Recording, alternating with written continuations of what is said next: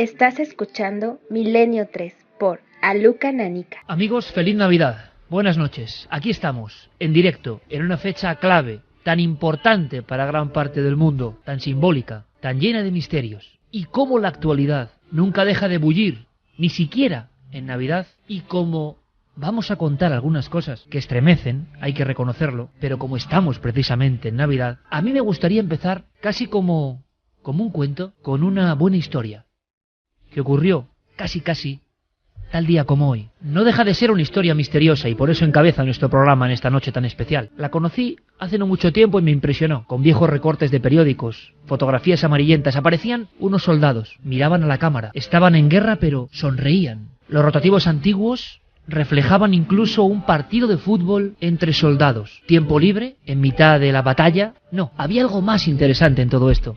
Ocurrió en una franja de unos 50 metros absolutamente helados, una noche de Nochebuena de 1914. La primera Nochebuena en la Primera Guerra Mundial. Y aquel partido de fútbol, antes de cualquier otra competición oficial, era un extraordinario partido de hermanamiento. Lo asombroso es que la contienda de paz, como es un acto deportivo, la llevaban a cabo los dos mundos que estaban desangrándose, los alemanes y los aliados. Ese partido ocurría un día de Navidad. ¿Qué había pasado la noche anterior? En la trinchera concreta de Ypres, en tierras belgas, británicos y alemanes están, como digo, a menos de 50 metros. Horas antes han lanzado morteros, disparos. Hay cuerpos desangrados y destrozados que todavía no han recibido sepultura. Algunos heridos buscan el calor en montañas de restos humanos, 12 bajo cero. Y de pronto, según cuentan las crónicas alucinadas de aquella época, desde la trinchera de los alemanes surgen unas voces. No había disparos y unas pequeñas luces. Los británicos ven de inmediato que en la trinchera de los germanos han surgido rudimentarios instrumentos y que están entonando una extraña canción, un coro. Cuando afinan el oído, a pesar de no entenderlo, lo tienen muy claro. Es un villancico. Como en un acto espontáneo y no menos misterioso por estar en mitad de la guerra y del infierno, hay aplausos por parte de la trinchera de los ingleses. Unos instantes de silencio y un nuevo villancico por parte de los alemanes. Nuevos aplausos, clamores, quizá como signo de extraordinario agradecimiento. En mitad de la oscuridad, una luz avanza. Sin embargo, nadie tomó las armas. No era una luz amenazante. Era un pequeño abeto de Navidad transportado por un soldado que, saltando los alambres de la línea enemiga, estaba llegando para, en signo de paz, como los más antiguos pueblos de la humanidad, demostrar que por lo menos esa noche, en aquel lugar helado, no iba a haber ni una muerte más. Acto seguido, por una reacción emocional que todavía nadie ha explicado porque no ha vuelto a ocurrir, decenas de hombres que antes estaban matando se abrazan, sollozan juntos e incluso, en un acto increíble, empiezan a dar sepultura a los muertos y caídos de ambos bandos. Se leen algunos salmos, se hace una misa improvisada, se comparten incluso viandas y cuando llega el alba, los fotógrafos corresponsales de guerra de diversas publicaciones, alemanes y aliados, dejan constancia de un hermanamiento absolutamente inconcebible. En mitad de una guerra en la que después morirían 9 millones de hombres más, de pronto se hizo la paz. Una paz que, por cierto, no cayó muy bien en las altas instancias, en los que a veces ordenan la guerra pero no están en la trinchera. Se llegó casi a la ofensa de hacer un partido de fútbol, como os comentaba, entre enemigos irreconciliables, entre personas que antes estaban apuntándose con el gatillo. ¿Qué estaba ocurriendo? A 26 kilómetros, los dos bandos comienzan a hacer lo mismo, y así hasta 17 destacamentos en conflicto. Es el misterio de la tregua de Navidad de 1914. También cuenta la historia que, enervados, los poderes que quizás siguen manejando el mundo decidieron que la guerra es para la guerra, que se estaba escapando algo de las manos, que esa especie de bondad repentina quizá podía llevar al traste con planes gestados en las altas instancias políticas. Fueron enviados soldados de reemplazo. La mayoría de aquellos que se fotografiaron fueron aniquilados. Otras personas que no habían vivido aquellos acontecimientos intervinieron para matar, para aniquilar, para destruir. En Año Nuevo no quedaba nada de toda esa zona del río helado, cerca de Ypres en Bélgica. Tan solo unas viejas fotos, unas caras que miran a la cámara, unas extrañas sonrisas. Después de aquel partido de fútbol, en los campos de Europa, quedaron 9 millones de muertos. A nadie le interesaba la tregua de Navidad. Lo increíble, lo asombroso, lo misterioso, lo mágico, lo humano, es que ocurrió.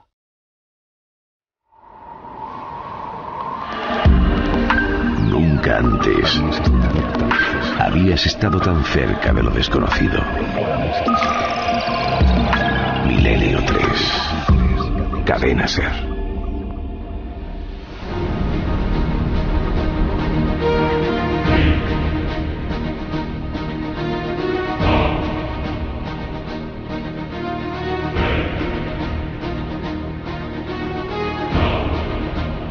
1:14, 1:15 ahora mismo, Milenio 3, la nave del misterio, un poco Estrella de Belén también hoy.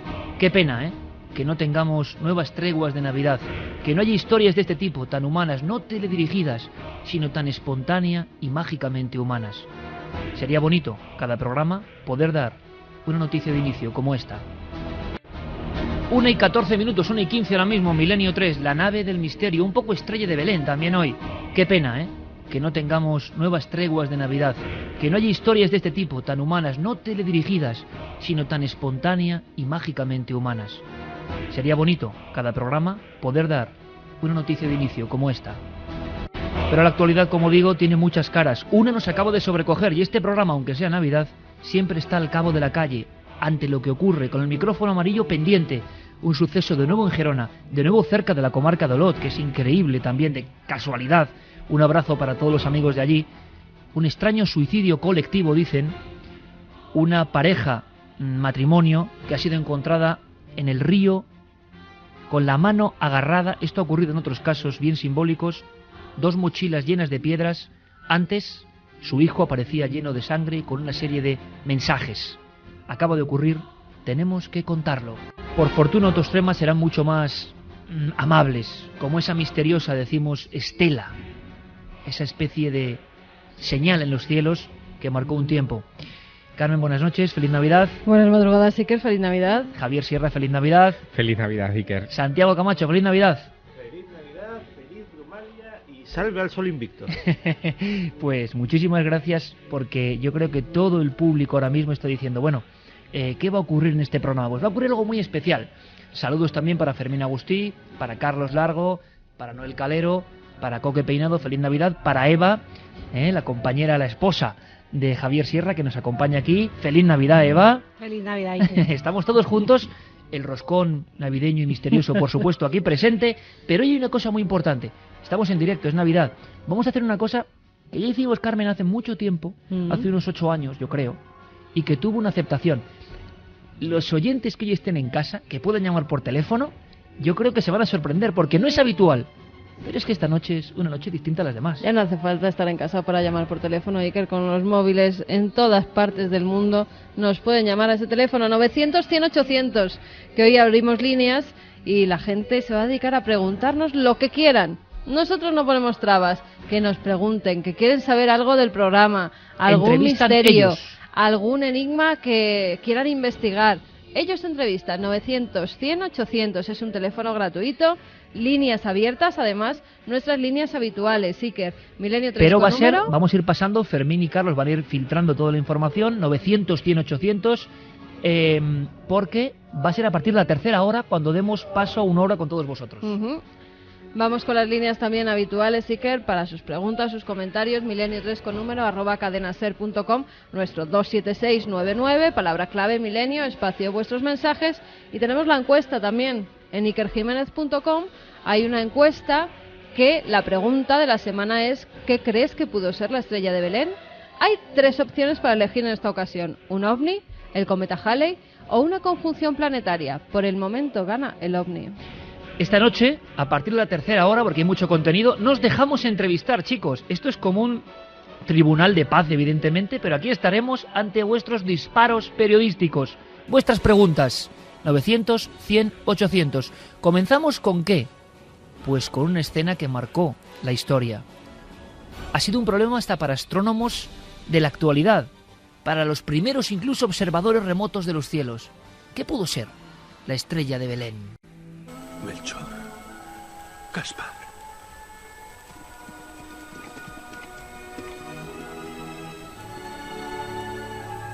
Una estrella se alzará desde la tierra de Israel.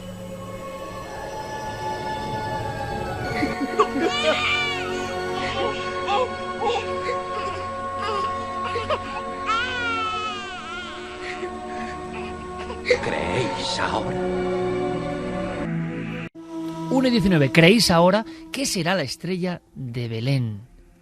¿Cuánto se ha hablado de esto, Javier Sierra, Santiago Camacho? ¿Cuánto, de qué forma? Hemos tenido un pequeño hallazgo esta noche que lo vais a entender ahora mismo. Es un amigo que no conocíamos, director de un observatorio astronómico en Soria, y la verdad, en Borovia, y la verdad es que nos ha contado unas cosas fascinantes, posibilidades, pero es uno de los grandes signos de la historia y del misterio. Sí, además un asunto que no es contemporáneo, el debate no es contemporáneo, lleva ya varios siglos abierto y uno de los momentos álgidos sin duda fue cuando intervino en este debate y lo subrayó de manera muy contundente nada menos que Johannes Kepler, uno de los padres de la moderna astronomía, cuando hizo una serie de cálculos basados en fenómenos astronómicos importantes que pudieron haber deslumbrado a aquellos magos, astrónomos, sin duda astrólogos de Oriente, que vieron aquel signo en los cielos. Kepler lo que decía es que lo que ocurrió pudo haber sido una conjunción, una alineación planetaria de Saturno y Júpiter con el Sol, la Luna y la Tierra, que convertirían un punto determinado en el firmamento como si fuera el nacimiento de una gran estrella. Lo que ocurre es que, claro, Kepler situaba aquello, y ahí es donde se establece el debate, no en el año cero, en el momento en el que se inicia nuestro cómputo calendárico después del nacimiento de Cristo, sino en el 7 antes de Cristo. Y ahí es donde empiezan las controversias, porque entonces no estaríamos a punto de entrar en el 2010, sino en el 2017, siendo puristas respecto al fenómeno del nacimiento de Jesús. Y luego también entran otros debates, como los que sugieren que lo que se vio aquella noche pudo haber sido el cometa Halley, pero el cometa Halley no se vio en el 7 a.C., sino mucho antes, en el 12 a.C.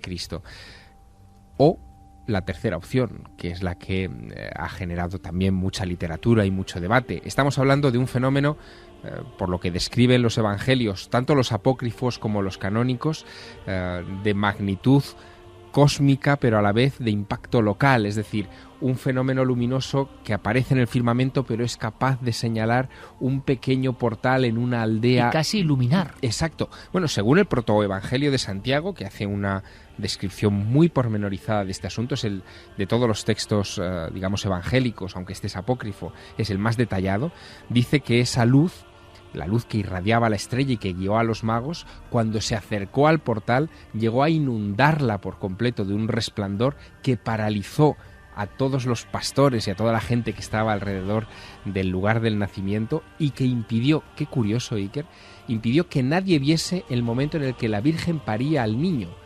Cuando se desaparece la luz es cuando el niño aparece en brazos de la señora, y cuando la parálisis que los había sumido a todos, incluso a los pájaros en el cielo, también se desvanece. ¡Wow! Vaya escena, vaya viñeta. Aquí el maestro Javier Sierra, que ni en Navidad descansa, dándonos escenas que ahora todos hemos vivido absolutamente sobrecogidos. No nos extraña aquella obra polémica y muy vendida y maravillosa en su redacción periodística, en su sentimiento. Claro, Benítez, pues hay que decirlo, es lo que es, ¿no? El ovni de Belén, claro.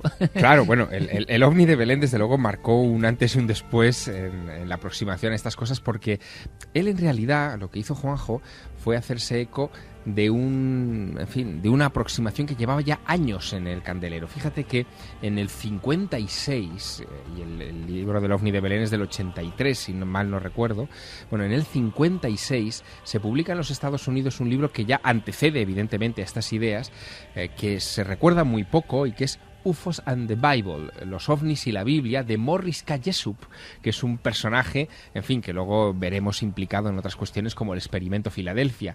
Y en ese libro de Morris K. Jessup, él analiza tanto episodios del Antiguo Testamento como del Nuevo Testamento bajo la óptica de la ufología. Por primera vez, siendo muy polémico, claro, descubre que la Biblia está llena de ese tipo de referencias. Pero no solamente la Biblia, también el Mahabharata, los Puranas, y por ejemplo, también descubre una cosa muy llamativa, y es que igual que la Biblia está llena de ovnis, en el Corán no hay ninguno. No hay descripciones de ese tipo de objetos luminosos tan claras como las que pueda aparecer. Claro, la gran en la pregunta Biblia. es ¿por qué? Vamos, nosotros en la Estrella de Belén ahora mismo, las 4 cuestiones para intentar descifrar uno de los mayores misterios de los cielos y la historia de todos los tiempos eran, Carmen, en la encuesta. Hay 3 posibles respuestas: un ovni, el cometa Halley o una conjunción planetaria. Y la pregunta era ¿qué crees que pudo ser la Estrella de Belén? Santi, ahora me vas a contar qué es, por ejemplo, para los amantes del misterio, lo que más puede llamar la atención, incluso del aspecto de la propia Estrella de Belén, si te parece, vamos a escuchar a un especialista. Tenemos otro amigo a la espera. Este es Alberto Jiménez, director del Observatorio de Borovia en Soria, historiador y director de un observatorio astronómico, una conjunción perfecta. Y muy brevemente nos va a dar lo que la astronomía piensa quizá ahora mismo para poder aportar datos de ese misterio que ocurrió pues casi una noche como esta. Al margen de estas consideraciones, pues siempre puede especularse, como digo, y se ha especulado a lo largo de la historia, porque este quizá es uno de los problemas de la astronomía más antiguos que se han tratado desde épocas, ya saben, los primeros cristianos ya hablaron de la estrella de Belén, pero sobre todo, fijaos, un personaje, un astrónomo importante como Kepler, Johannes Kepler, en 1614, ya abordó el tema. Él propuso, de hecho, una de las teorías que más éxito ha tenido para explicar esto de la estrella de Belén, que hizo unos cálculos y llegó a la conclusión de que por aquella época hubo una conjunción entre los planetas Júpiter y Saturno, y que esta conjunción planetaria, es decir, que los planetas se encontraban bastante cerca uno del otro, esta conjunción planetaria podía ser lo que los magos habían visto. Haciendo los cálculos de esta conjunción, sucedería sobre el año 7 antes de nuestra era. Bien, esta conjunción de Júpiter-Saturno, por otra parte, ha sido criticada porque no debió ser muy espectacular, con lo cual, pues bueno, como sea un evento que algo que indicara este nacimiento de Jesús, quedaría un poco flojo. Conjunciones planetarias, explicación mirando el firmamento y, como se ha mencionado ya, un evento muy singular que en la antigüedad tenía que llamar la atención poderosamente. Un cometa. Alberto nos habla de antiquísimos documentos de otras culturas que se acercaron a esa hipótesis del cometa alumbrando el portal de Belén. Y por último, quizás la que más se puede ajustar incluso a lo que conocemos un poco de estrella de Belén, es algo que aparece en las crónicas chinas y coreanas, una referencia concretamente, hay dos concretamente, en el año 5 antes de nuestra era y en el año 4 antes de nuestra era. Se refieren ambas crónicas, china y coreana, en aquellas fechas, a la aparición de una nova o cometa. Bueno, bien, ellos no distinguían muy bien una nova de un cometa en su propia caligrafía, es decir, que parece ser que denominaban de la misma forma una cosa u otra, no tienen nada que ver. Comentar que, pues quizás el tema del cometa habría también que dejarlo, soslayarlo a un segundo plano por una razón, y es que los cometas han representado históricamente algo maligno, una presunción de que traían desgracias, de que traía la muerte. Entonces, no es quizá la figura más adecuada para anunciar la venida de un Mesías. De alguna forma, ahora mismo, en millones de casas en todo el mundo, en belenes, en diferentes formatos y materiales, está representado un enigma físico, porque nadie ha sabido qué es la estrella de Belén. Para los amantes del misterio, un icono que no sé, Santi, qué es lo que más te llama la atención, quizá de la forma, quizá de las representaciones, quizá de lo que supuestamente ejecutó en los cielos.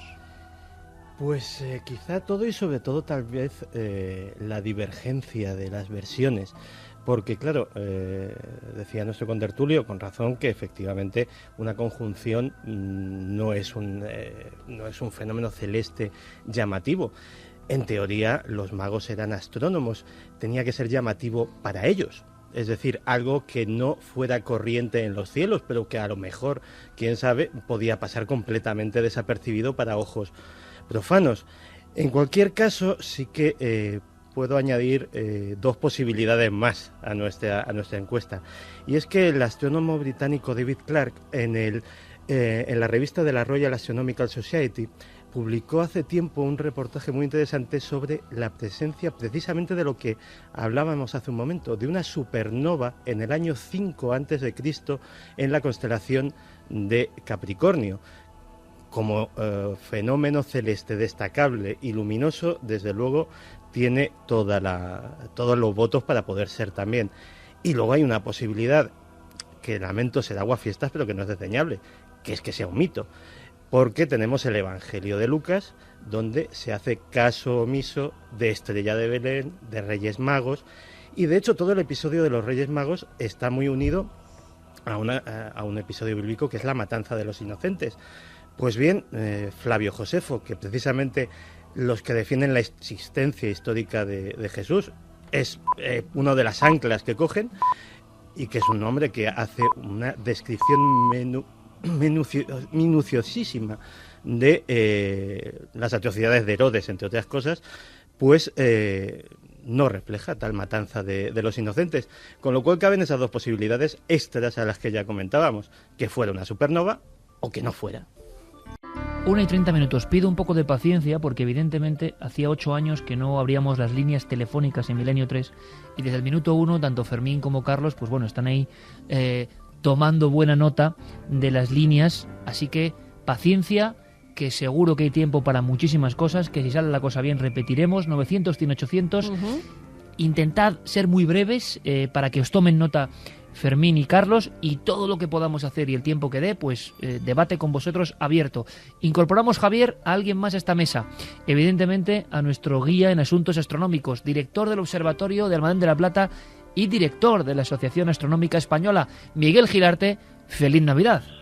Buenas noches, feliz Navidad a todos. Oye, la estrella de Belén, que ha llamado la atención poderosamente de astrónomos desde que empezó esta ciencia, ¿no? Y este casi arte. Todos sabían que fue algo excepcional. Yo no sé si ir a bocajarro, preguntarte por tu opinión personal. ¿Qué piensas que pudo ser aquel acontecimiento? Hombre, mira, que primero tendríamos que saber si lo que se dice en la Biblia sobre la estrella de Belén es un testimonio real, o fue escrito para engrandecer el nacimiento de Cristo, ¿no? Aunque no ocurriera. En aquella época era muy común que se relacionara el nacimiento o muerte de un personaje con algún acontecimiento astronómico, ¿no? Por ejemplo, Julio César, ¿no? Que nació bajo el signo de una nueva estrella y murió bajo la presencia de un cometa. Bueno, en la fecha del nacimiento de Cristo, y digo la fecha porque no la conocemos con exactitud, hubo muchas señales en el cielo que podemos interpretar de diferentes formas. Pero yo creo que aquí hay dos cosas claves. Primero, que es saber cuándo nació Jesucristo. Y segundo, quién eran estos magos. Yo creo que estos dos temas son fundamentales para saber qué ocurrió en el cielo en la época del nacimiento de Jesucristo. Y ocurrieron cosas, evidentemente. Porque todavía no se puede saber, nadie sabe a ciencia cierta la identidad de esos magos, ¿no? Nadie se ha especulado mucho, pero nadie ha logrado dar una respuesta concreta, ¿no? Hombre, mira, fuera lo que fuese la estrella de Belén, tuvo que ser un acontecimiento resplandeciente, ¿no? Para despertar el interés de los magos, ¿no? Pero no lo suficientemente brillante el acontecimiento para los ciudadanos en general. Es decir, un acontecimiento que para los astrónomos puede ser espectacular y poco común, ¿no? Pero para los demás ciudadanos puede pasar desapercibido, ¿no?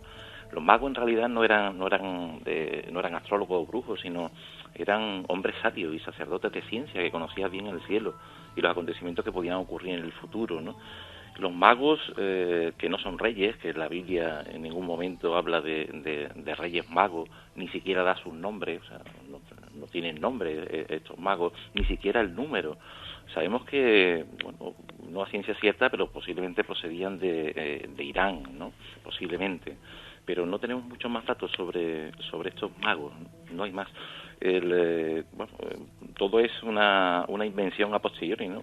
Por ello los datos son muy escasos. Por ejemplo, en el siglo IV los teólogos Orígenes y Tertuliano escriben que son 3 los Reyes Magos, y hasta el siglo VIII no se les da nombre, ¿no? De Melchor, Gaspar y Baltasar, y el título de Reyes Magos se le da en el siglo III, ¿no? Ya que la Iglesia, pues bueno, no veía con buenos ojos que unos magos adoraran a Jesús, ¿no? Pero tenemos muy pocos datos sobre estos magos, ¿no? No solo sobre la estrella, sino sobre los magos. Javier. Sí, Miguel, buenas noches. Buenas noches. Yo quería preguntarte, sabiendo que los astrónomos de todas las épocas tienen una costumbre que, bueno, en fin, hay que aplaudir desde luego desde nuestra óptica de mentes del siglo XXI, y es tomar nota rigurosa de todo lo que pasa en los cielos. Si nos retrotraemos a las fechas aproximadas del nacimiento de Cristo o del supuesto nacimiento de Jesús, ¿ocurrió algo que esté en otras crónicas no cristianas en los cielos? Es decir, ¿hay algún acontecimiento astronómico en torno a esas fechas que merezca la pena ser considerado? Claro, por eso te digo que primero tenemos que saber la fecha para decirte, bueno, pues ocurrió tal o cual cosa, ¿no? Realmente... Pero podemos determinar la fecha al revés, encontrando el acontecimiento, buscando, ¿no?, la ¿no? estrella, ¿no? Quizás sepamos el instante de la escena del portal de Belén, si es que ocurrió así. Es que, verás, aquí en Europa no se registraban los acontecimientos celestes. O sea, por ejemplo, los cometas, se pensaba que era, bueno, pues gases de nuestra atmósfera. Quien registraba aquellos acontecimientos eran los chinos. Qué curioso. Ahora escuchábamos, Miguel, a Alberto Jiménez hablando de crónicas coreanas y chinas que habían descrito perfectamente la presencia de una nova o un cometa, y sin embargo en Europa, que siempre nos hemos creído el culmen, no teníamos esos registros tan detallados de Oriente. Porque aquí se pensaba durante muchos siglos que el cielo era inmutable, es decir, que no podía ocurrir absolutamente nada, y todo lo que se viera en el cielo, de estrellas nuevas, de cometas, pues eso era de nuestro propio planeta, pero no propio del cielo. Entonces los chinos, como no pensaban de esa forma, lo registraban todo, absolutamente todo. Entonces las crónicas que tenemos de aquella época son exclusivamente chinas, pero nunca europeas. Y algún fenómeno, Miguel, me estoy poniendo en el lugar de la gente, ¿no? Como decía antes Javier en esa descripción absolutamente extraordinaria, ¿no? Del protoevangelio de Santiago, un texto apócrifo, algún fenómeno más local. Me estoy refiriendo no a fenómenos celestes visibles en prácticamente una gran parte de la Tierra, sino un fenómeno más tipo rayo en bola o cuestión más próxima al suelo incluso, porque así se detalla incluso en las obras artísticas, ¿no? Una visión de una especie de esfera o de gran estrella con una gran cola y próxima al suelo. ¿Hay algún fenómeno astronómico o atmosférico que provoque esa estampa de la estrella de Belén y quizá pudiera darnos alguna pista? Hombre, concretamente ese fenómeno no. Aquí lo que se está hablando son de, como habéis dicho antes, de conjunciones planetarias, de cometas, no de supernovas, sino de novas, que es otro tipo de estrellas. Las novas son estrellas variables, que algunas veces pues se iluminan muchísimo y están visibles durante algunos meses, pero no supernovas. Las supernovas están perfectamente identificadas por las crónicas chinas, y una supernova es un objeto tan extremadamente brillante, normalmente, que incluso en ocasiones se puede ver de día. Pero esto es un acontecimiento que ocurre cada muchísimo tiempo, ¿no? La última, pues quiero recordar que fue en el año 1604, la última supernova. Pero aquí lo que se refiere a la Biblia es un acontecimiento, si fue así, si fue real, a un acontecimiento celeste. Es decir, algo ocurrió en el cielo. Y entonces lo que tenemos que determinar es con exactitud la fecha del nacimiento de Cristo, ¿no? Entonces, bueno, pues... que es un gran problema. Bueno, pero tenemos datos, ¿no? De la infancia de Jesucristo solo sabemos por los evangelios de San Mateo y San Lucas, ¿no? Como habéis dicho. E incluso ambos difieren en ciertos aspectos. Pero el que hace referencia a la estrella de Belén y de acontecimientos de aquella época es más concretamente el de San Mateo, ¿no? Entonces, bueno, los evangelios enmarcan el nacimiento de Jesús en el momento en que el emperador César Augusto ordena un censo de población. Esto ocurre, lo sabemos con certeza, entre los años 8 y menos 6, coincidente con los últimos años del rey Herodes, que fue el rey, como sabéis, fue el rey de los judíos, y falleció, que también lo sabemos con exactitud, en el año 4 antes de Cristo, y coincide también con un eclipse de luna, ¿no? Bueno, pues tengo aquí un texto que dice: Herodes le dijo a los magos, id allá, o sea, a Belén, y averiguad con diligencia acerca del niño, y cuando le halléis, hacedmelo saber para que yo también vaya y le adore. Pero claro, los magos pues no volvieron jamás, ¿no?, a sabiendas de las intenciones de Herodes. Los magos regresaron por otro camino al lugar de donde partieron. Así pasó algún tiempo y dice San Mateo: Herodes entonces, cuando se vio burlado por los magos, se enojó mucho y mandó matar a todos los niños menores de 2 años que había en Belén y en todos sus alrededores, conforme al tiempo que había inquirido de los magos. O sea, por aquel entonces Jesús tenía 2 años o menos, coincidiendo la fecha que murió Herodes, en la que, bueno, mandó matar poco antes de su muerte a los niños menores de 2 años, que se conoce como la matanza, como habéis dicho, de los inocentes, ¿no? Entonces tendríamos una fecha que rondaría el año 6 o 7 antes de Cristo. Y en esa fecha, Miguel, mucha gente está escribiéndonos. Ahora veremos cómo va la encuesta y qué dice el público soberano, qué piensan, cómo está la cuestión, ¿no?, tan dividida en un asunto tan curioso y tan nuestro, ¿no?, y tan dentro de nuestra genética, al margen de las creencias de cada uno, en nuestra genética y en nuestro inconsciente colectivo durante un par de milenios, ¿no? El cometa Halley, tan visible, tan icónico, ¿está presente en algún momento en esas fechas, en ese abanico de fechas? No, hombre, sí. Aquí hay 2 fechas clave. Aquí o es el año -7 o es el año -5. Cometa Halley pasó en el año 12 antes de Cristo. -12, sí. -12. Esa está registrada, Miguel, la pasada del cometa Halley visible desde la Tierra, ¿no? Sí. Y menos 12, Javier, parece que es imposible, que nos retrasamos. No, de hecho Kepler, cuando estudia este problema, descarta el asunto y se centra mucho en el menos 7 por todas estas cosas que nos está acotando Miguel Gilarte, pero Kepler además añade una cuestión, y es que dice que esa conjunción planetaria, que él cree que es la responsable de la estrella que llama tanto la atención a los magos, se produce en su momento, digamos, de máximo apogeo el 1 de marzo del menos 7, con lo cual nos está alejando, ya en época de Kepler, en fin, la tradición ya señala el 25 de diciembre, se está alejando mucho de esa fecha ortodoxa. Una fecha, por cierto, que también tiene una historia muy curiosa, porque se debatió en los primeros siglos del cristianismo muchísimo, se propusieron hasta un centenar largo de fechas distintas en los debates que se realizaron en aquella época, y al final es una especie de detective comisionado por Juan I, que es un papa del siglo VI, que se llama Dionisio el Exiguo, el que establece varias cosas como muy contundentes y que hoy asumimos. Una, que Jesús fue concebido el 25 de marzo del año 754 ab urbe condita, es decir, desde la fundación de Roma, y que nació el 25 de diciembre. Él es Dionisio el Exiguo en el siglo VI el que establece firmemente esa fecha, y además dice que Jesús murió a los 33 años en la cruz, que eso es algo que nosotros tenemos muy asumido, pero que los evangelios no dan esa fecha, no dan la edad de Cristo cuando muere en la cruz. Es algo que se establece, por lo tanto, 6 siglos después de los supuestos hechos.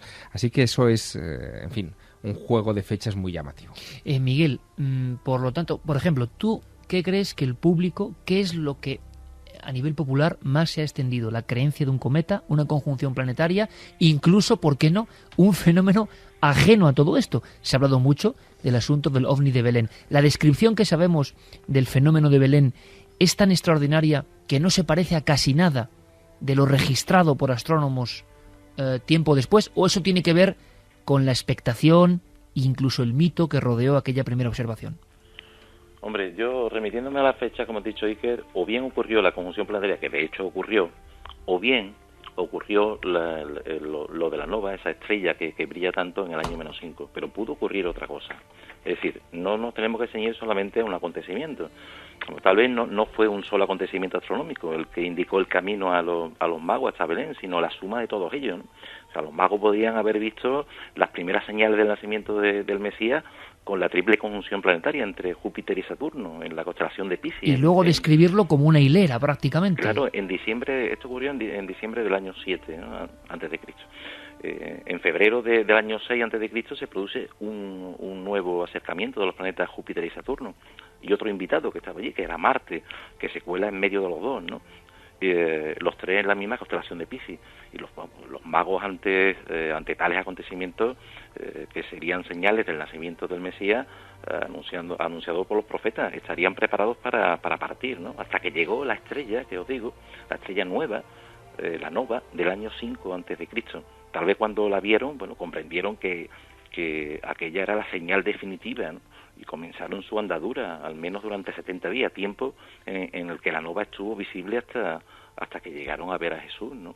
Es decir, que pudo ser la suma de todos estos acontecimientos, ¿no? Miguel, hay un detalle que se desprende también, un poco del texto de Mateo, pero sobre todo de las descripciones de los evangelios apócrifos, que pone un poco en solfa todas estas ideas astronómicas, y es que se supone que el viaje de los magos de Oriente hasta el punto donde finalmente se produce el nacimiento de Jesús dura varios meses, y estos fenómenos, estas conjunciones astronómicas, no duran nunca todo ese tiempo, son fenómenos que tienen una duración más breve en el tiempo. No, pero la conjunción planetaria duró varios meses, duró varios meses, y la nova al menos duró 70 días. O sea, que una nova que también 70 días. 70 días estuvo visible a simple vista. Una nova en el 5 aproximadamente antes de Cristo, provocando algo asombroso en los cielos y que quizá marcó la historia de los hombres y nos marca hasta ahora. ¿Quién sabe? Puede ser un primer objetivo. Miguel, yo te deseo feliz Navidad, que en este 2011 se anuncie que hay vida más allá de nuestro planeta. Ojalá podamos contarlo una noche como esta, sería bonito, ¿verdad? Pues claro que sí. Y lo contaremos contigo, eso estamos seguros. Un abrazo muy fuerte, muy bien, amigo. Feliz Navidad. Feliz Navidad. ¿Qué crees que fue la estrella de Belén, un ovni, el cometa Halley o una conjunción planetaria? Esa es la encuesta que os proponemos en ikerjimenez.com. Ya han votado muchas personas y por el momento, ¿quién creéis que gana?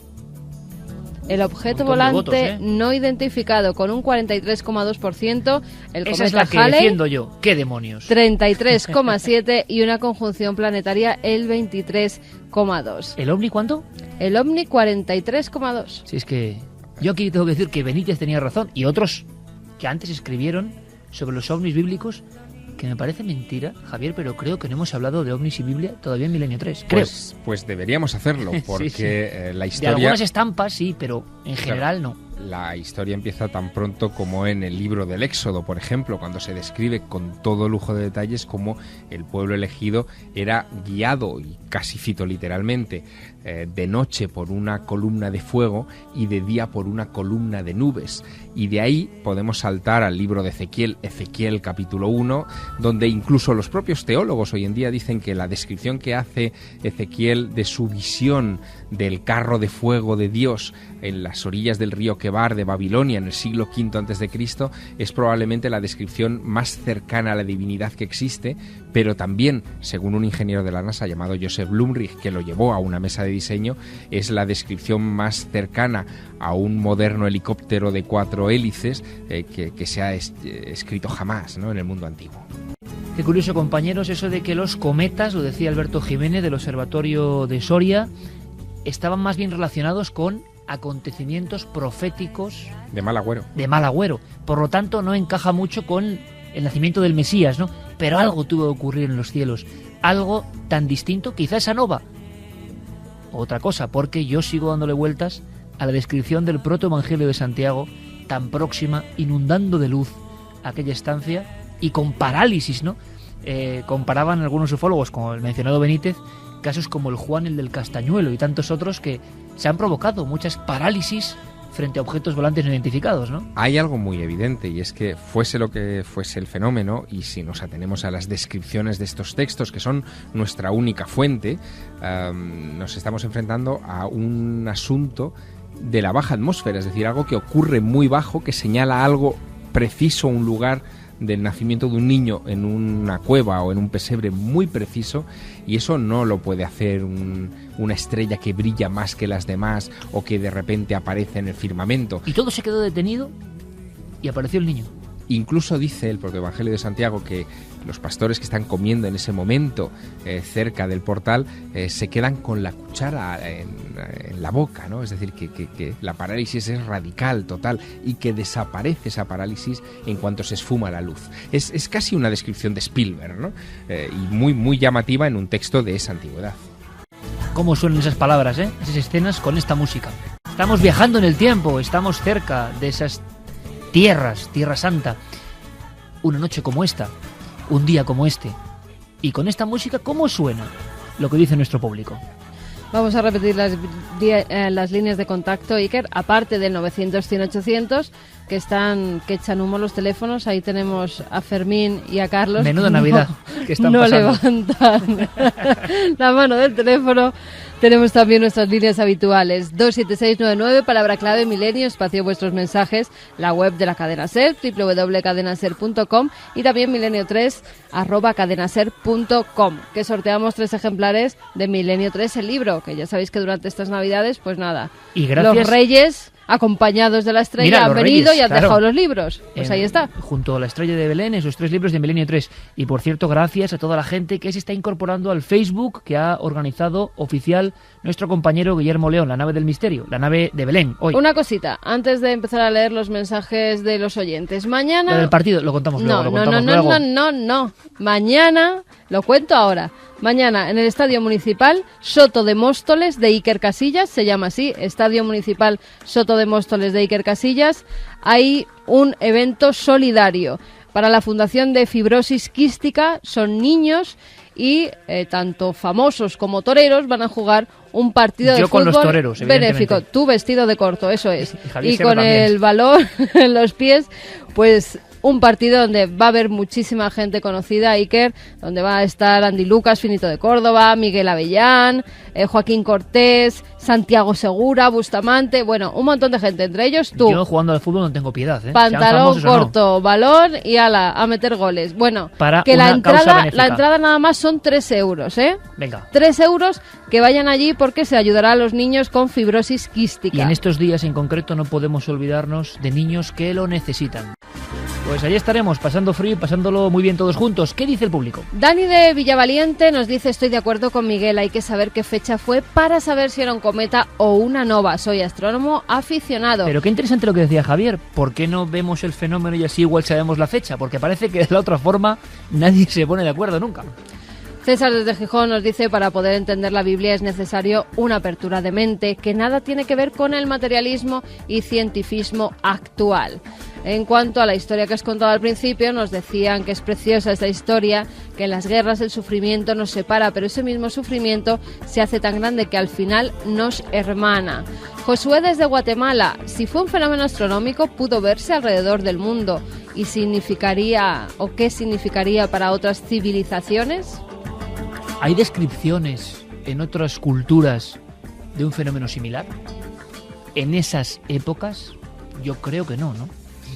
No tan claro. Que también es curioso. Lo que sí que es cierto, y es un apunte que hacía Santiago Camacho antes muy bien, y es que es verdad que se han asociado los nacimientos de grandes personajes a la aparición de estrellas en el Julio firmamento. César hace un instante. Julio César, Alejandro Magno, incluso nacimientos de divinidades como Osiris en el panteón egipcio o Krishna se asocian con la aparición de un nuevo punto, de una nueva luminaria en el firmamento nocturno. Y eso evidentemente en la época en la que se redactan los evangelios, y Mateo, que es el que describe todo esto en los 4 sinópticos de una manera, en fin, explícita, pues no fue ajeno desde luego a esa moda, a la moda hace 2000 años de que no hay personaje famoso sin su estrella.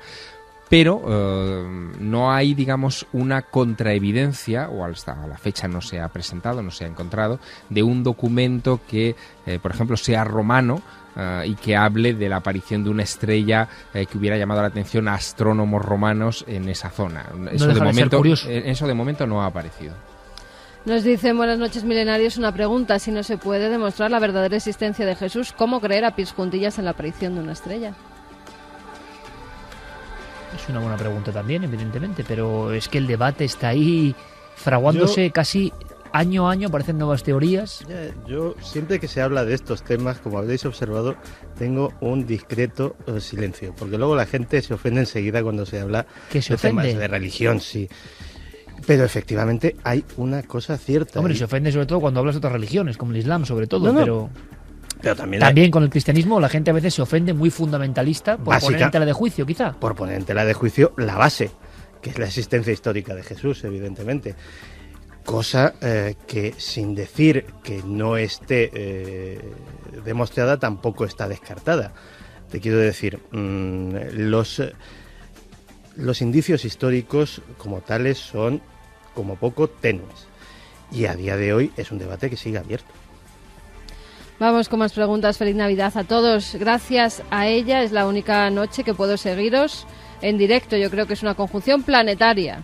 Nos decían también la estrella de Belén era un cometa que pasa cada 2012 años. La próxima vez será el 21 de diciembre del 2012. Calendario maya. Ya empezamos. Vamos a tener un añito de calendario maya. Vamos a conectar a la vuelta a ver qué está pasando en un monte de Francia, que aquí algunos hemos conocido, y sobre todo Javier ha explorado bien, el monte Bugalac, que parece que creen que algo va a ocurrir. En fin, el 2012 con sus lados más o menos luminosos y más o menos oscuros, ya en acción. Sebas desde Jaén nos dice: en un mundo como el nuestro, cada vez con más desigualdades, la estrella de Belén representa la esperanza. Nada me gustaría más que verla navegar por los cielos haciendo historia una vez más, inspirando con su luz una humanidad mejor. Nos cuentan también una historia bonita. Fran nos dice que su abuelo le contaba que en el frente de la Guerra Civil Española, cierta noche de invierno, se toparon de repente con el bando contrario.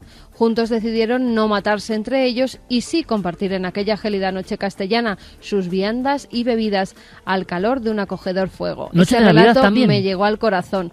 No nos dice que fuera de Navidad, nos dice una cierta noche noche de invierno. Hay un libro, La Guerra Civil, ¿no? Tan sangrante, tan terrible si se investiga desde cualquier perspectiva, tan difícil de tratar, como decía Santi, porque ahí la gente no se los ofende, sino que es que salta y a veces con razón. Pero también hay ejemplos increíbles, injustamente olvidados, porque la tregua de Navidad del 14 que yo he comentado, muchos historiadores comentan también que qué pena que haya sido tan olvidada en general. Y en España seguro que pasaron cosas maravillosas. Hay un trabajo de Fernando Berlín, que es verdad que es muy interesante, que se llama Héroes de ambos bandos, y cuenta historias increíbles de este tipo que ocurrieron, documentadas. Es verdad que estas cosas es el ser humano y la bondad a veces por encima de todo. Menos mal. Pero no deja de ser cierto, Santi, Javier, que la historia de la propia Guerra Civil, toda la historia, está llena de signos en los cielos, incluso antes, como si fueran signos premonitorios de algo que iba a ocurrir.